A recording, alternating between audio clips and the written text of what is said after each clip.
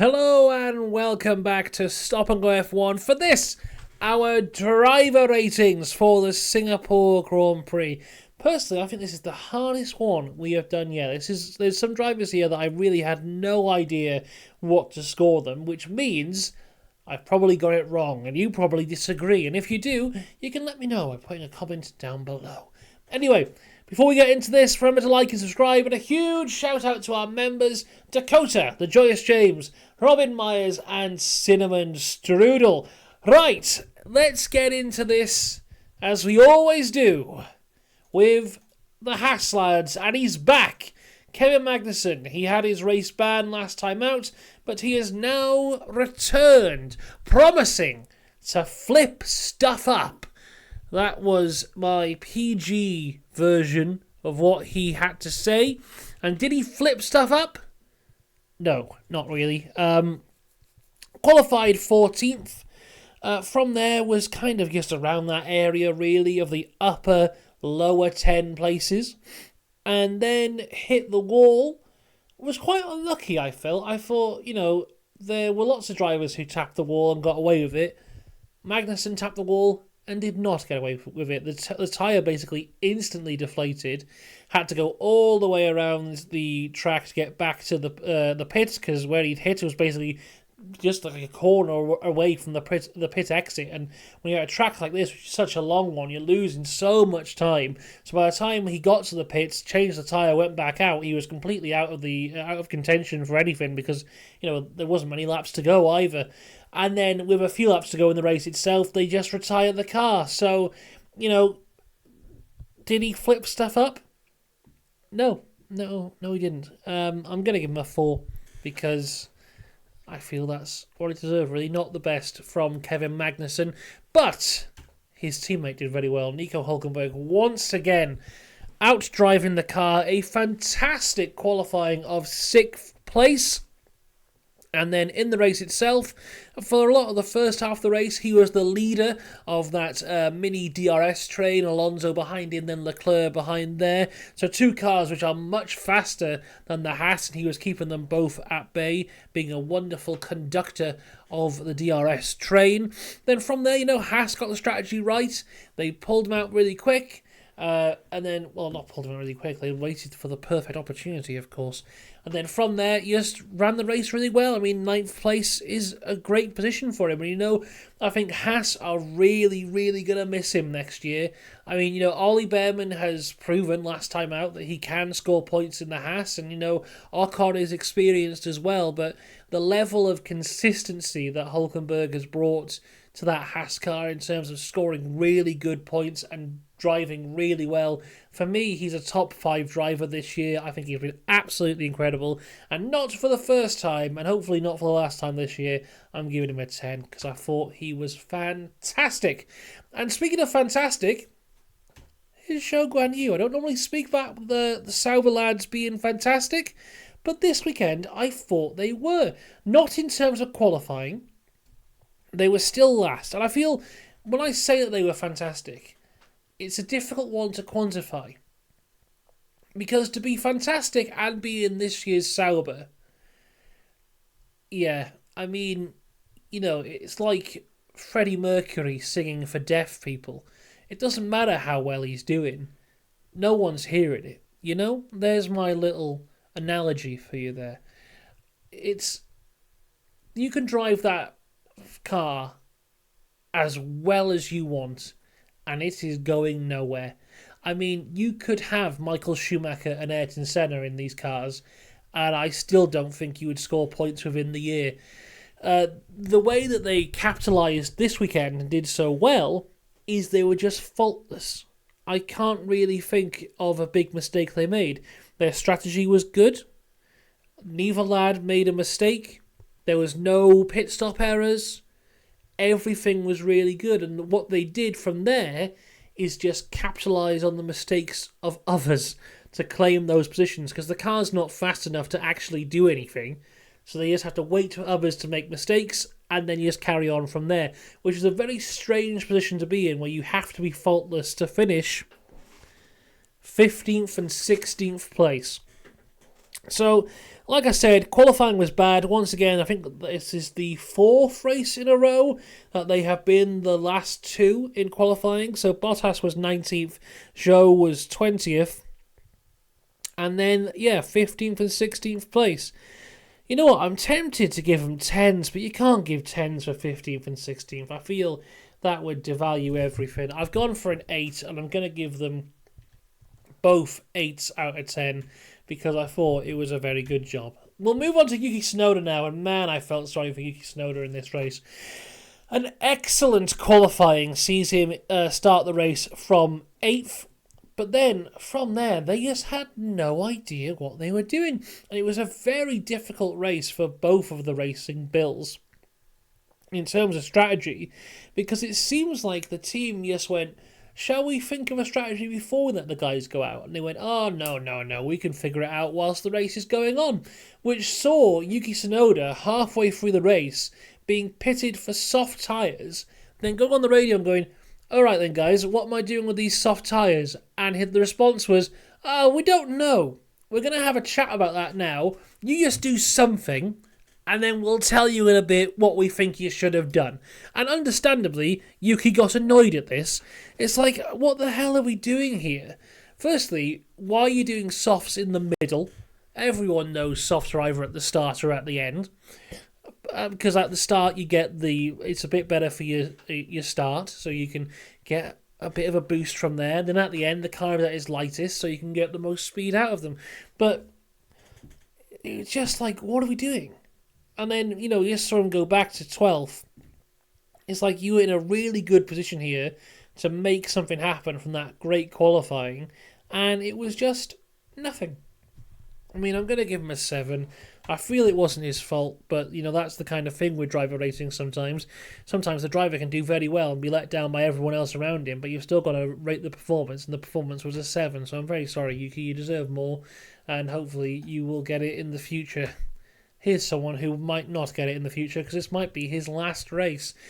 And I feel so sorry for him, because I don't think he deserves to be dropped at this point. If they dropped him at the end of the year, I'd be like, yeah, that's fine, but I feel like he deserves to see out the end of the year, and it looks like he isn't going to be. And then I talked about before how difficult it is to do the ratings today, and I think Daniel Ricciardo perfectly sums up why it's a difficult one, because on paper, this race was absolutely dreadful. But then you think about everything else. So Daniel Ricciardo qualified 16th. He was one of the two people who started on the soft tyres.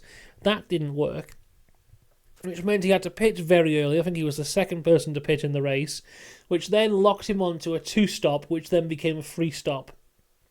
I mean, then at the end, he pits to take the fastest lap away from Lando to try and help Max overall, and then finishes literally last of the people who finish in P18. So, I mean, bloody hell, what a race. I mean, what do you give that? What can you give that, realistically? I mean, I a 6? See, I feel like the race itself was dreadful, but again, that was the strategy's fault and not his. And then, realistically, you think, well, actually, he did a big job there for the Red Bull family, let's call it. So I think, well, that was good then. But I haven't got a clue, so I've just gone for a 6, and he's just going to have to like it. Here's Franco Colapinto. I thought he was absolutely fantastic. So he qualified 12th, finished the race in 11th, just missing out on points there.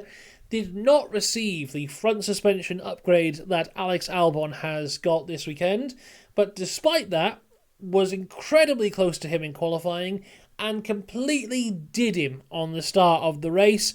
Jumped up 4 places on the first lap, and then from there, he just ran a really good race. Kept Sergio Perez behind him for ages. Yeah, I was in 9th for a lot of the race, and then, as the pit stops go through, kind of fell down a bit from there, but still 11th place, in only his 3rd race. I'm giving him a 10. I thought he was incredible. Absolutely incredible. Here's Albon. So he qualified 11th, just missing out on Q3. Start bad, Bad start. Was shocked to see his teammate would threaten to even overtake him because, I mean, since he's been at Williams, he hasn't had a teammate be close to him, never mind go for an overtake and successfully pull that off. But then from there, he was the first to pit. Then the engine overheated and he had to retire. It wasn't great.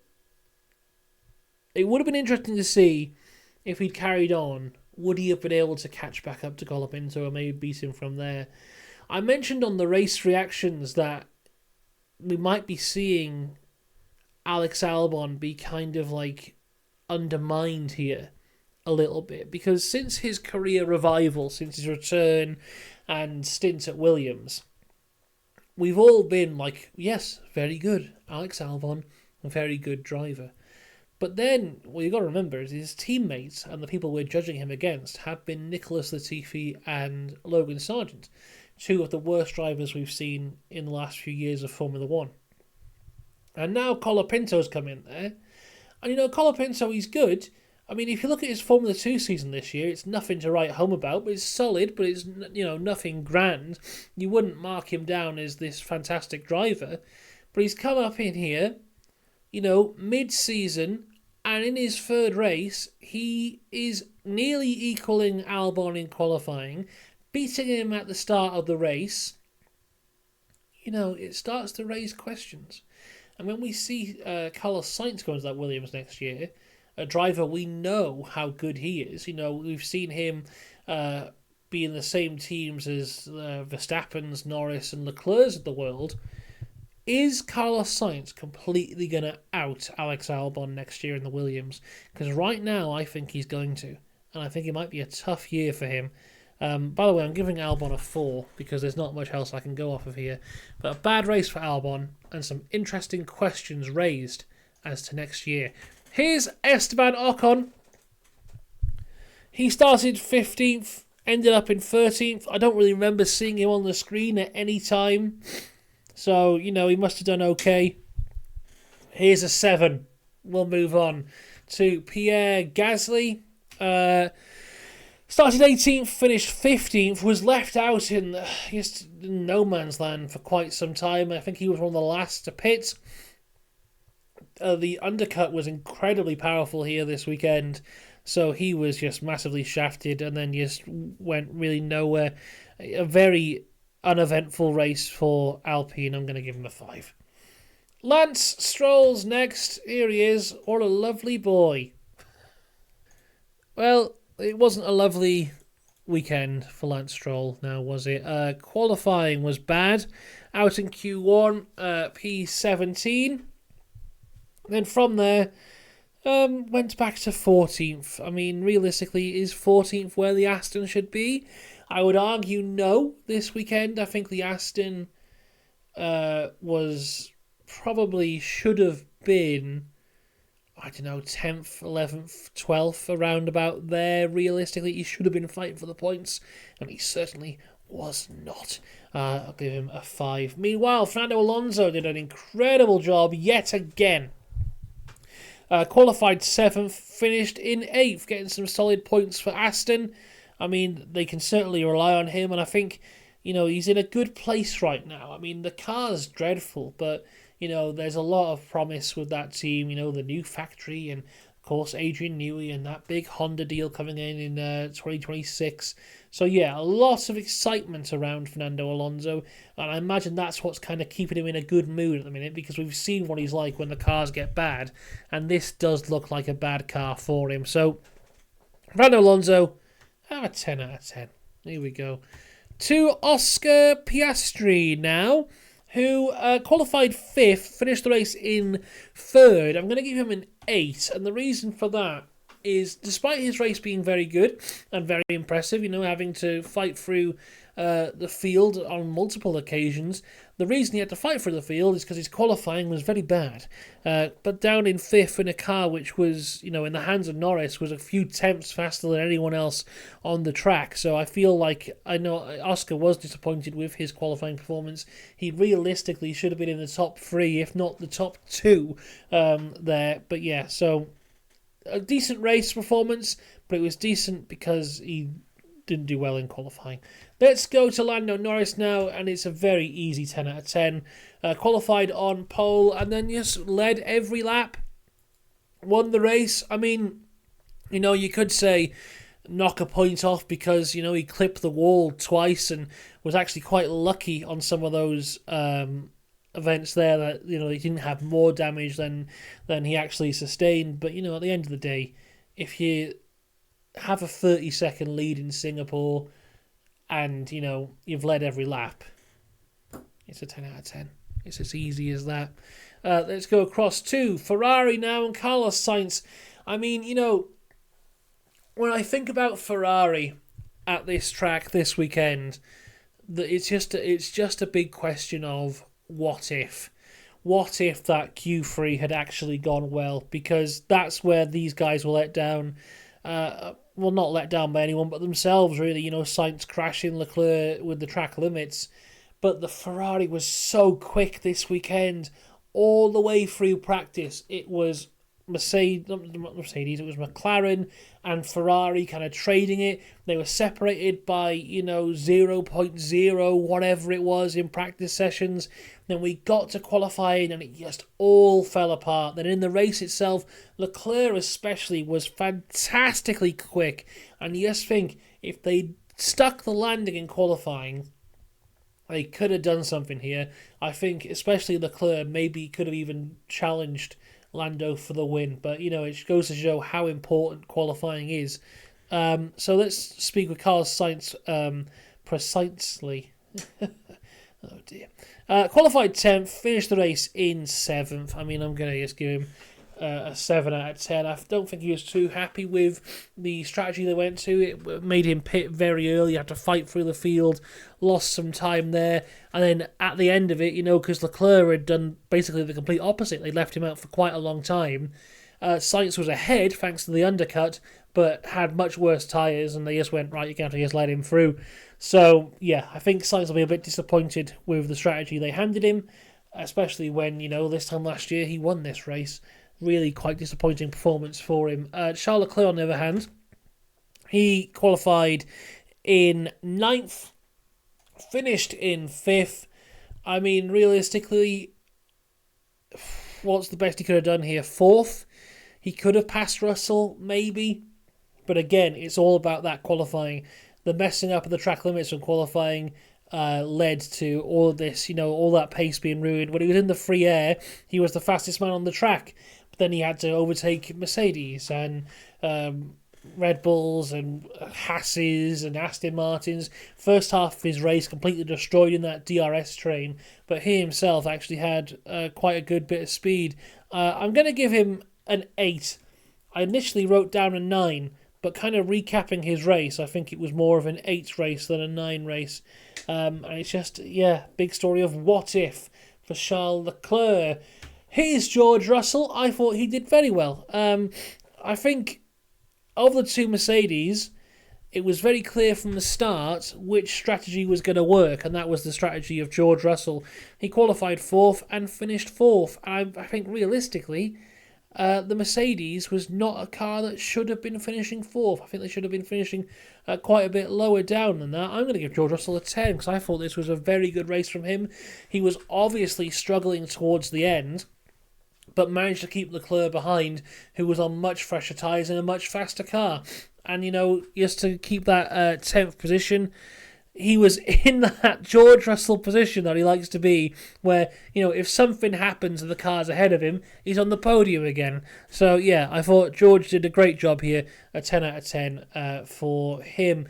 Meanwhile, Lewis was just screwed over massively, and I'm not one of those people who always thinks that Lewis is screwed over no matter what happens, but to start him on used softs in the attempt of what he might get past Verstappen, okay, then what? He still has to pit twice because you're not going to do a one-stop on the softs at this track. It's just not going to happen. So I think for Lewis, it was over before it even began with the strategy they went for. He would end up finishing in 6th place, but I think Lewis was frustrated, and understandably so. I'm going to give him a 7, just because that's what I've given everyone else who was screwed over on strategy. Sergio Perez now, I think realistically, his performance is where the Red Bull should be, and it's a weird one we have with Sergio, where a lot of his performances, you look at him and go, oh, that's quite bad, but then in hindsight, realistically, that's where they should be. I mean, his qualifying wasn't good. He qualified in 13th, didn't make it into Q3 yet again, and then from there finished 10th and got 1 point. I mean, the Red Bull was a handful, as always. Well, not as always, as it has been the last few races. Yeah, not great. He can have a 5. Oh, I've clicked off the thing. Here's a 5. And then, our final driver rating is Max Verstappen, who had the most surprising weekend for me. Because on Friday, the Red Bull was absolutely nowhere. Then, Saturday morning for FP3, it looked like they were in a better direction, but I didn't think that, like, a podium was in chance. I didn't think maybe even a top 5. I thought, well, he can get some good points lower down here. But no, qualified second, finished second. I thought he did incredibly well. It's one of those ones where, you know, he's won 7 times this year. I think this race is easily better than some of those wins he's had this year, but it's probably not going to be celebrated as much because it's, you know, it's second place, it's not first. But I think this was a great race for him, absolutely perfect. If anything, more perfect than Lando's was. You didn't see Max hitting the wall, but there you go. I'm not going to give him 11. I'm going to give him a 10. Great job from Max Verstappen there. So there you go. That is our driver ratings. High scores go to Max Verstappen, George Russell, Lando Norris, Fernando Alonso, Franco Colapinto, and Nico Hulkenberg. The lowest scores go to Magnussen and Albon, both getting a pair of 4s there. There you go. So we are away now until the Austin Grand Prix in terms of driver ratings and race reviews. So we got 3 weeks off. But in that time, there'll be loads of content here. Every Friday, there'll be a video on the channel on something, whatever it might be. Then if there's news to talk about, if it's big breaking news, like if Ricciardo does get dropped, there'll be a video on the day. Otherwise, any other news will go into like the weekly news video that we'll have out on a Saturday morning. If you want to see Friday's video a little early, you can become a member. If you are a Mansell's Mustache member, which is harder to say than you think it should be, you can see Friday's video right now. So check that one out if that's what you're interested in. Let me know what you think of our driver ratings, and I will see you next time. Goodbye.